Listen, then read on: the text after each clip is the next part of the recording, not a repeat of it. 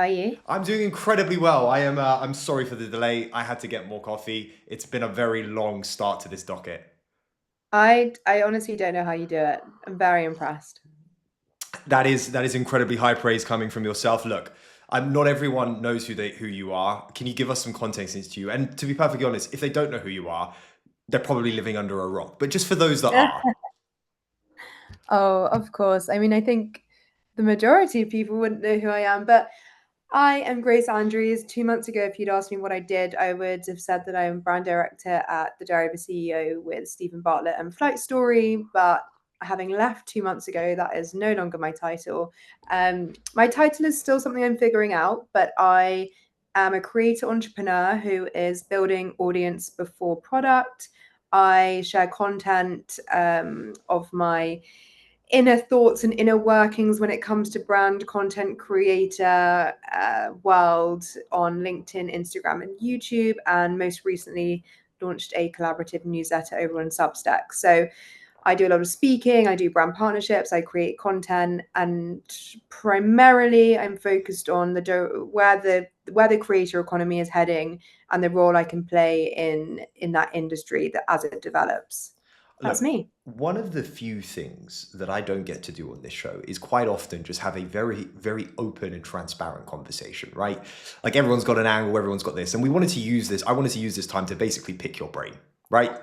And all things that like there is no talking list, there is no topic points. We're going to use this as the Grace Andrews vibe check. Okay, let's start where everyone really wants us to start. Flight Story, right? You've done a billion podcasts about it. There's so much content around the work that you've done there. What did you actually take away from that experience besides the hyper A/B testing? Besides, what it takes to build something incredible in media? Like what have you learned that you're applying to what you're doing now? I think it's something that actually Daniel Priestley speaks a lot about now, which is just having the time spent in rooms and environments with early stage and later stage founders and entrepreneurs. So it's funny because I've been watching a lot of Daniel Priestley's content recently, who's quite a prominent voice in the personal branding space. And he says that his best advice to anyone who's looking to start out is spend 1 to 2 years alongside an early stage founder or an entrepreneur who's building.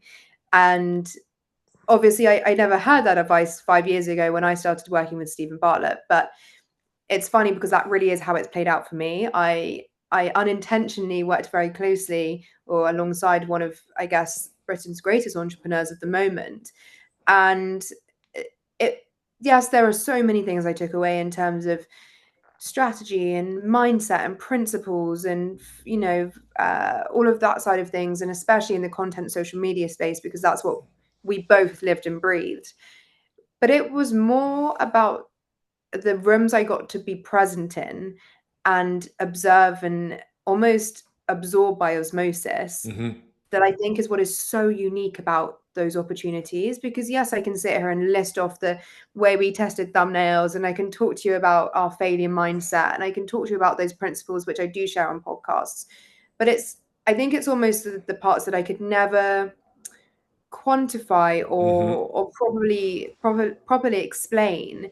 And it's that feeling when you walk out of a meeting that you were pulled into last minute with the CEO of Spotify and like an A-list celebrity trying to just like problem solve their current issue with their podcast, and you walk out and you're like, wait, what? Like, how was I in that room? And it And really is like access. And you know what? I'd add to that, right? Like one of the things I found with the show is that I feel more energized afterwards, right? And that's when you really know you've come across like someone incredible. Like you walk out of a room and something sapped your energy. You're like, okay, maybe it's just the time of day, whatever it might be. But when you walk out of a room with some of these incredible people, like it could be across the board. You don't just have to be the archetype of a founder. One of the things that I found is definitely like I have so much more energy to go and keep doing the boring stuff. Yeah, I mean, I always remember when we would do so we took the Diary of a CEO on tour and we traveled around Australia, and we landed and we went straight into that first night of shows. And I mean, if you've ever traveled that far on the other side of the world, the jet lag is like all consuming. Nuts. It's like nothing, it's like wading through treacle, and it's so intense. And we did a 2 hour Q&A meet and greet before every show, and we had Jeez. 100 people who'd bought VIP tickets who all got one-on-one time with Stephen. And I remember I was only there to capture content, be of assistance, support the audience, be there for the community. And I remember that finishing, and honestly, I was like pinning my eyelids up like this. I was like, I didn't, and I just turned to him and I was like, how do you feel? Because you've now got to go and deliver a 2-hour show and keynote and presentation. And he was like, honestly, I would always do this before the show because I'm so fueled with energy from all these inspiring people who want to talk to me and share their stories and ask for questions. He was like, it fuels me. I'm so fueled by other people's energy. And it really is that. And I think people often would say to him, wow, you stayed right to the end to speak to everyone. He was like, this is where I get my inspiration. This is where I get all my ideas because I'm hearing from you and the energy is infectious. And I learned a lot from that. I think I get the same. I found since going solo, you obviously spend a lot of time by yourself. I was spending a lot of time sort of behind my laptop in my desk, and I was like, why am I so drained all the time? And then I started to introduce days where I started working with other people, or I would jump on a call with a founder, or I'd go to a community event, and I was like, I'm feeling myself come back to life. And you do need that contact with similar minded people to get everything whirring again. Like I really miss that, and I've had to work hard to replace that what I had at Flight Story with similar communities now. You okay? Is it working out? Have you found the right blend of what is required to give Grace the energy? I don't think you have ever figured it out. I don't think I've nailed anything. Look, I'm only 2 months out, and I've been going at 300 miles an hour still. And so I don't know if I will ever figure it out fully, but I'm really trying to focus on looking at my week holistically and making sure I'm filling all of the buckets that I feel like I need, whether it's time with family and friends, whether it's time with founders or people doing similar things, whether it's alone focus time, whether it's speaking. I love doing all the talks and the events and things like that. I don't know I how you actually do it. Genuinely, I could.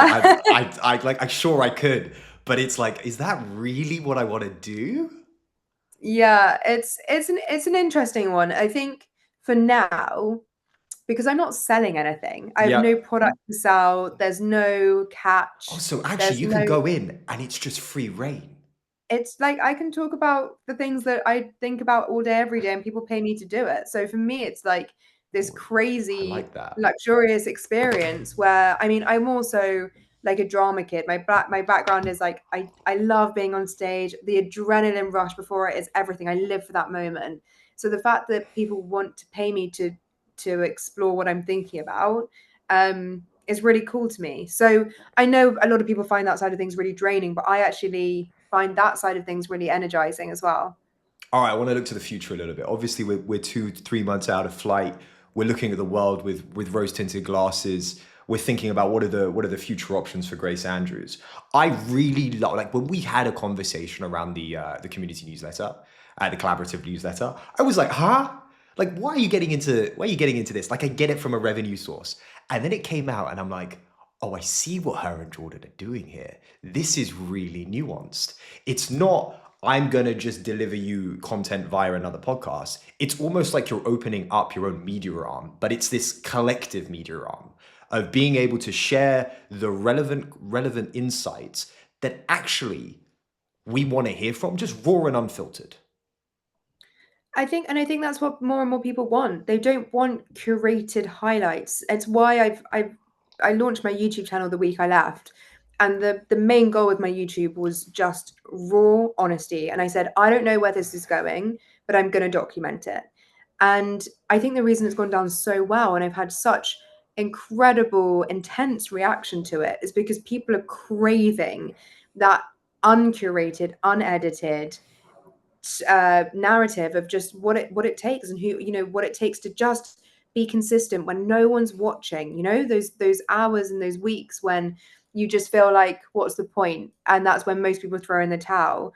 I'm promising that I'm going to keep going through that, and I'm going to show the highs and the lows and the ups and the downs. So I think when it comes to the newsletter, for us, there's two things. One, I actually see it as a very selfish project because I get to chat with Jordan, who is one of my favorite people in the industry, for 90 minutes every single week. And we get to digest everything that's happening across the industry. So we essentially get to pick each other's brains, It also keeps me sharp. It keeps me really The like man clued is up on wired, isn't he? Like surprisingly, with the amount of stuff he does. well, considering he's got his fourth and fifth children on the way as Yep. well that are coming in about 10 weeks' time, I'm just in complete awe. But the fact that we get to spend that time just back and forthing and digesting and analyzing, and like, so for example, yesterday we jump on our briefing call, we go for 90 minutes, and I had a really strong take on something, and then he had a take, and I was like, whoa, I hadn't thought about it in that way at all. So it's feeding my curiosity for learning. So selfishly, I love it. And then the fact that we are able to give people an insight into our minds, which is what I honestly get DM'd about all the time, is like, can we just get time with you? Can we get one-on-one time? And I'm like, well, we can kind of do it at mass, and I can also better it because I can bring Jordan in and we can deliver it in that way. And so we've tried to make it super accessible at the price point. We Did you want really to are give it enjoying. away for free? Like, did you actually want to try to? Because I get it. People pay when people pay for things, they value it more, right? I think it's one of the Diary of the CEO guests said that, right? I'm probably paraphrasing here, but I am sure there's part of you that would be like, if I could, I would. I think it's I think there's a lot of noise in this space, and we almost wanted to say, look, yes, we know it's a fiver a month. You get 4 episodes or 4 debriefs for that, so it's about 30 minutes of content for £5 a month. But it's high signal Um, content. It's from the greats. and we wanted to say, like, this isn't just adding to the noise of freebies, because also people tend to know that on the other side of a freebie is probably going to be a product that you're going to sell to them. And we're saying this is it. This is the product. We're not funneling you in. There's no catch. This is it, like, very transparently. This is what it is. This is what it's going to cost you. And we believe that it's worth. We hope that you feel like it's worth that. But also, we're creators as our full-time job. Like, that's what we Mm. do. So we also have to look at the time we're investing into this and making sure, if it's not a lead generation tool to a bigger high ticket product, that it is worth our time ultimately, because I can't do everything for free. Do you look at like the landscape of Grace Andrews and think about like what do I actually want to do out of all of this? I think the YouTube's great because it keeps you accountable. It's one of the few things that like I don't think people realize what just making a YouTube video is about. It's an audience shows up and whether they do or don't, you have put something out there and people consistently will engage with it. But the flip side of it is like as that grows and as you keep documenting your life, etc., where do you want to go? Like, is there a direction yet that you're thinking about? Like, riff with me here.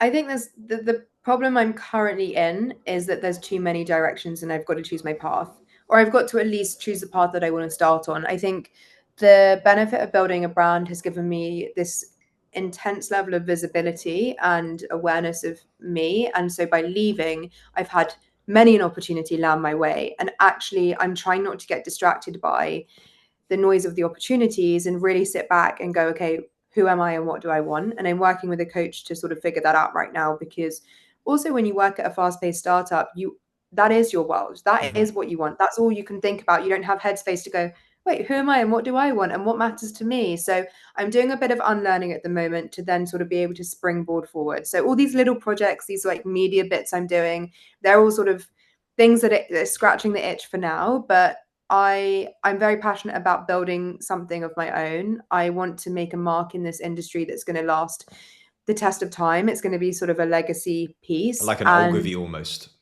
Like that uh, level of like when we talk about marketing, when we talk about distribution, we talk about branding, we think of Grace. That level.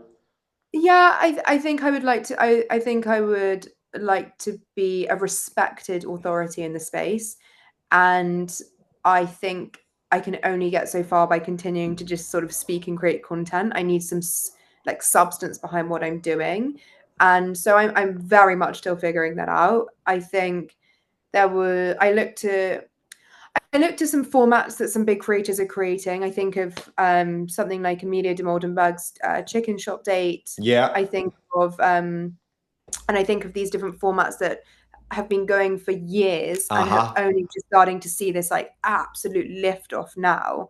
And I think that's the sort of space I want to be playing in. I think it's interesting that it's actually something we're discussing in tomorrow's edition of the newsletter, but that these formats, they're the long play, and it takes consistency over a really long period of time to start to see the results. But not enough creators today are thinking about the 5-10 year plan. They're thinking about how many views and reach can I get today, or like how can I make this piece of content go viral. And then they're feeding the algorithm, and it's very short and like it's a short-term play. It's transactional. I want to think much bigger, much more long term. I I don't want to go down the agency route. I don't want to. I don't want people. I don't want It's agency. I don't. incredibly lucrative That's for the short term, but long term, that's it's a pain in the ass. it's a pain. It's a nightmare. I've seen the inner workings of so many, and it's not right for me. I'm too young to go all in on consulting, so I'm I'm figuring that out. But I'm very open about that, and I think people aren't very open about this stage of the journey when everyone just thinks like people have ideas and they just run with them, and the problem is like not having the confidence to run with the idea. But actually sometimes you have to sit in this moment for a little bit, look at the industry. I'm doing a lot of reading right now. I was at an internal industry event this morning where they released a report on the creative landscape, and I'm just trying to spend as much time absorbing and learning as possible. And I've given myself a sort of a couple of month runway on this, and then it's like, right, where are we at, where can we go from here? And that's what 2026 is sort of going to look like for me. That was me at the start of this year. It was very much like, I've got 6 months of runway. Let's figure out what we're going to do, right? And like I've explained to you before, this show started as a podcast before we transitioned to a live stream because, like, very selfishly, I did not want to do the post production. And in reality, this curve of live as a concept, as a format, this very long form, right? Where you're able, the hard thing is one, maintaining the conversation and being able to context switch like a madman and make sure that that person is one, like you're having a conversation with them that isn't pithy, that isn't just a light-hearted convo. It's like you can hit all the right notes and get into the deep dive is really where I'd like to play. But yeah, I'm in a similar position as well, right? I say this open and transparently when I meet people. It's like I am not an all-seeing eye when it comes to this stuff. But what I will say is that we are on a curve, and I'm not thinking about just live. I'm thinking about post-live. When that circle completes, where we are now, we've gone back to live TV. What's next, right? And you know, all of these incredible insights that we're gaining from guests and et cetera. Like, what is that model there, and that almost commercial model, so to speak? It's a fun time to be in like media and distribution because everyone's focused on technology and no one's really focused on distro. And who does it best? The YouTubers and creators. What are you doing to try and figure that out for yourself? Oh, I get in the grassroots. Like I'll ask guests questions and I'm like, this is interesting. There was an article released in the Wall Street Journal today from on TBPN, which is a similar type of show in the US. They take a very focused like approach to, it's very much like ESPN and tech commentary, and the guys kill it at it. Apparently they're doing 15 million a year already, and they are 11 months in, which is incredible, just off partnerships and sponsorships. They are tapped into that ecosystem. And that's not to take away anything from them. We're fans of them. I'm fans of the show, and I think that online is a multiplayer game.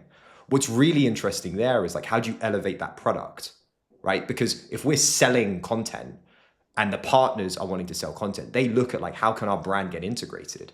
I think that the nuance here is, well, how do we integrate it like a YouTuber? You know, who does this really well? The Sidemen, Troops, and the great YouTubers that can do brand integration, right?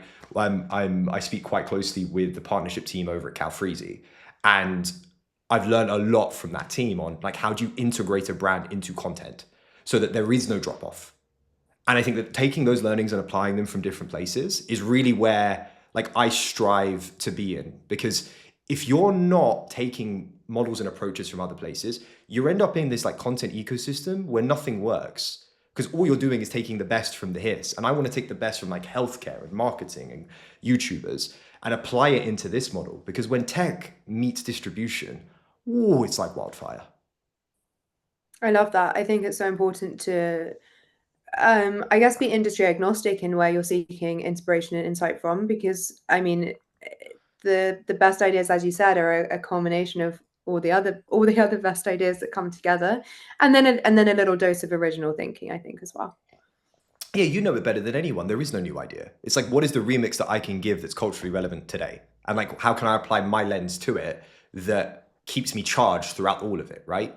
For you, that's the YouTube videos. I tried that. It wasn't for me. And maybe down the line I could do it, but I hate getting into that edit. But with this, it's so much easier because it's me just having a conversation and keeping you engaged and like actually eking out all of these interesting parts of your life and the nuances of your mind. Like, for instance, what I find really interesting is how you are so on brand because you always wear stripes.